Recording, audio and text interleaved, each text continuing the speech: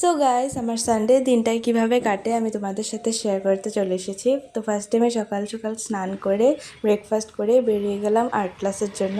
তো আমি আগে যেখানে আর্ট শিখতাম এখানে এখন আমি টিচিং করি, আর এইখানে ওয়াল পেন্টিংগুলো সব আমরা টিচার্সরা মিলে করেছি, আমার সিনিয়র টিচাররা করেছে আর আমিও করেছি।